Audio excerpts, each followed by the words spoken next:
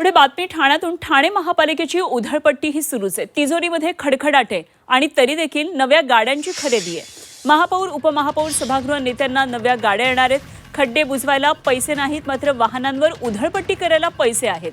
ठाण्यातील ही स्थिती आहे। ठाणे महापालिकेची उधळपट्टी कशा प्रकारे सुरू आहे ते आता पाहायला मिळते। तिजोरीमध्ये ठाणे महापालिकेच्या सध्या खडखडाट आहे, कारण खड्डे बुजवण्यासाठी त्यांच्याकडे पैसे नाहीत असं सांगितलं जातंय।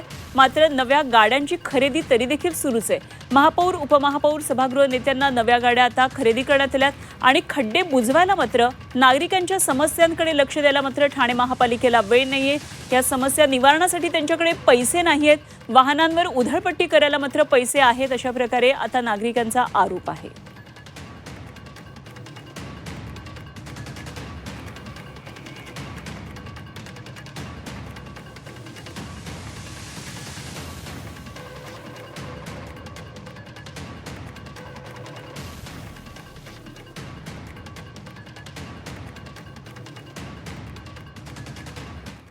ठाणे महानगरपालिकेवर 400 कोटींचं कर्ज असतानाच दुसरीकडे मात्र ठाणे महानगरपालिकेने नेत्यांच्या गाड्यांना जे आहेत ते लाखो रुपयांचा खर्च जो आहे तो एकंदरीत केल्याचं आपण पाहत आहोत।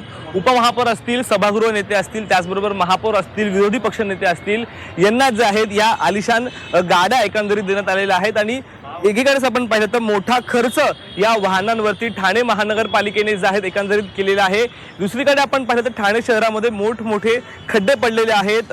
ठाणेकर नागरिक वाहतूक कोंडीने त्रस्त आहेत आणि अशातच ठाणे महानगरपालिकेने लाखो रुपयांची खर्च ह्या वाहनांवरती केलेले आहेत। माझ्यासोबत काँग्रेसचे जिल्हाध्यक्ष आहेत। सर, काय सांगाल? एकंदरीत पाहिलं तर 400 कोटींचं कर्ज असताना लाखो रुपये वाहनांवरती महापालिकेने खर्च केलेले आहेत। हे बघा, एक तर ठाणे शहरामध्ये प्रवेश करताना खड्डे पडलेले आहेत, अनेक ठिकाणचे खड्डे त्या ठिकाणी भरले गेलेले नाहीत, त्यावर अपघात होत आहेत आणि विविध समस्या ठाणेकरांना। मागच्या पावसाळ्यामध्ये तुम्ही बघितलं असेल की झाडांची कापणी न झाल्यामुळे, झाड कापण्याच्या घटना ज्या घडल्या झाड पडल्यामुळे, त्यासुद्धा किती भयंकर अशा होत्या। परत काही भागामध्ये टँकरनी पाणी पुरवठा करावा लागतोय। खरं तर या प्रशासनाने, ठाणे महानगरपालिका प्रशासनाने नागरी सुविधांवरती लक्ष केंद्रित केलं पाहिजे, परंतु नागरी सुविधांवरती लक्ष केंद्रित न करता कुठेतरी VIP कल्चर आणण्याचा प्रयत्न केला जातोय। खरं तर केंद्रातनं हे VIP कल्चरवरनं संपवण्यात आलं की लाल बत्तीच्या गाड्या या ठिकाणी काढून टाकण्यात आल्या।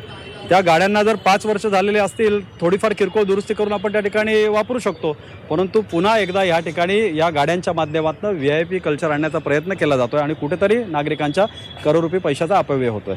निश्चितच पाहिलं तर एकंदरीत आपण पाहिलं तर ज्या हे वाहनं आपल्याला ह्या ठिकाणी दिसून येत असतील, उपमहापौर असतील, त्याचबरोबर सभागृह नेते असतील, विरोधी पक्ष नेते असतील, यांना वाहनांची एकंदरीत खर्च करण्याकरिता जे आहेत एक मर्यादा आहे, परंतु ती मर्यादा देखील आता एकंदरीत ओलांडल्याचं महानगरपालिकेने जे आहे त्या ठिकाणी दिसून येत आहे। कारण ही जी आलिशान वाहनं आपण दोन्ही पाहत आहोत यांची किंमत साधारण ते 20 ते 25 लाखांपर्यंत आहे, परंतु महानगरपालिकेची हे जे आपण उपमहापौर असतील किंवा सभागृह नेते असतील त्यांना ही वाहनांची मर्यादा एकंदरीत 15 लाख रुपये आहे, परंतु 15 लाखांपेक्षाही अधिक मर्यादा आपण ओलांडल्याचं ह्या ठिकाणी पाहत आहोत।